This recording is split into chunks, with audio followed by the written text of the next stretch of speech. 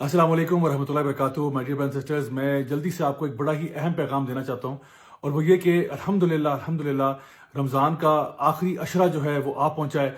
और इसका मतलब ये है कि इन्हीं 10 रातों में हमें लैलतुल कदर की रात जो है वो इंशाअल्लाह रहमान नसीब हो जाएगी। उसके लिए मैंने और आपने क्या करना है, आइए मैं आपको 10 पॉइंट्स के अंदर अंदर ये बात समझा देता हूँ कि हमें इस अशरे में क्या करना चाहिए। सबसे पहली बात ये कि आप और आपके घर वाले अपने आप को मेंटली, फिजिकली, स्पिरिचुअली तैयार कर लें कि बस इन 10 रातों में हमने खूब मेहनत करनी है। जैसे कि नबी करीम सल्लल्लाहु अलैहि वसल्लम अपनी जो वेस्ट बेल्ट है उसको टाइट कर लेते थे इस आखिरी अशरे के अंदर, और खुद भी जागते थे, अपने घर वालों को भी जगाते थे और रातों को दिन जैसा बना देते थे। यानी पूरी पूरी रात जो है वो अल्लाह ताला की इबादत होती, अल्लाह को याद किया जाता, दुआएं की जाती। तो हमने भी इंशाल्लाह बिल्कुल इसी तरह से करना है कि अपनी रातों को बिल्कुल जगा देना है। इसके अलावा ये कि ये जो आखिरी 10 रातें हैं इनकी 10 की 10 पे हमें इबादत करनी चाहिए। वैसे तो लैलतुल कदर की रात जो है वो ताक रातों में से एक रात होती है, यानी कि 21 को आएगी या 23 को या 25 को या 27 को या 29 को।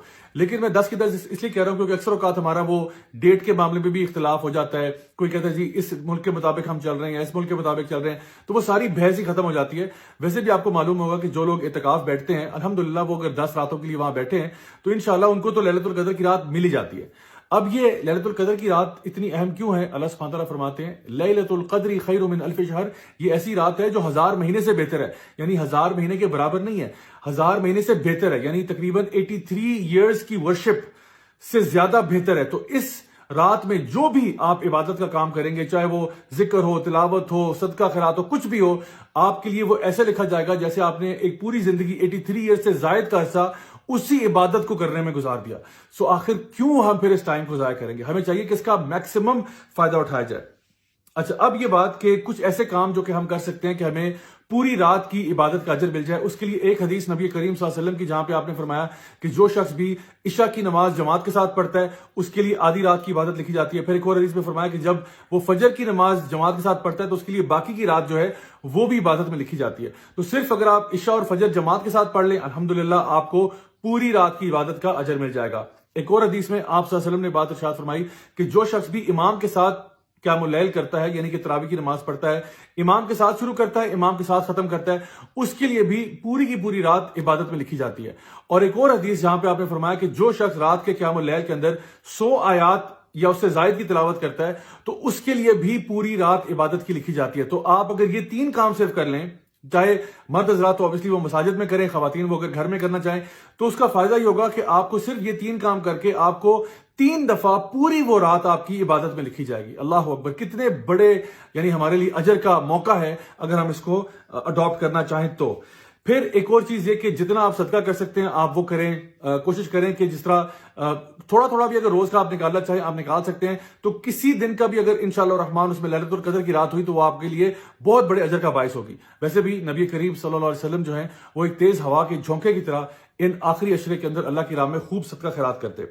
उसके अलावा कुरान मजीद को पढ़ना या फिर इसके साथ साथ आप कोई लेक्चर्स भी अटेंड कर सकते हैं जहां पे कुरान और हदीस की तालीम दी जा रही हो, तो उनको पढ़ना, सीखना, समझना। इसके अलावा एक और चीज जो आप कर सकते हैं वो ये है कि बुक्स का पढ़ना, चाहे वो तफसीर की बुक्स हो या हदीस की बुक्स हो या कोई भी ऐसी बुक्स जो कि आपको आपके ईमान में इजाफा करती हैं, और फिर इसी नॉलेज को दूसरों तक पहुंचाना, किसी ना किसी फॉर्म ऑफ दावा के अंदर एंगेज करना, लोगों तक इस खैर की बात को पहुंचाना, ये भी एक बहुत ही जबरदस्त नेक काम है जो आप कर सकते हैं। And last but not least, Allah ताला से दुआ करना, खास तौर पर वो दुआ जो कि नबी करीम सल्लल्लाहु अलैहि वसल्लम ने सईदा आयशा को सिखाई, अल्लाहुम्मा इन्नका अफ़ून तुहिब्बुल अफ़्वा फ़अफ़ु अन्नी, कि ए अल्लाह तू माफ करने वाला है, तुझे माफ करना पसंद है, या अल्लाह मुझे माफ कर दे। और ये ऐसी माफी है my dear brothers and sisters कि जो हमारे गुनाहों को धो के रखते, यानी ऐसे गुनाह के आप समझें कि आप क़यामत के दिन अल्लाह सुब्हानहू तआला के सामने खड़े होते हैं और आपको ये कहा जाता है कि आप जन्नत में दाखिल हो जाएं, यानी आपके गुनाहों को बस मिटा दिया जाता है। कि हम सब यही नहीं चाहते कि अल्लाह ताला हमारे गुनाहों का तज़किरा भी ना करे, बस हमें बगैर हिसाब के जन्नत में भेज दे। तो इंशाल्लाह ये दुआ जो है ये कसरत से मांगे, अल्लाहुम्मा इन्नका अफ़ून तुहिब्बुल अफ़्वा फ़अफ़ु अन्नी। इंशाल्लाह मैं दुआ करता हूं कि अल्लाह ताला हम सब से हमारी तमाम इबादत कबूल फरमाए और हम सब से राजी हो जाए, हमें दुनिया में भी खैर अता फरमाए और आखिरत में जन्नतुल फ़िरदौस में मिलना नसीब फरमाए। वस्सलामु अलैकुम वरहमतुल्लाहि वबरकातुहू।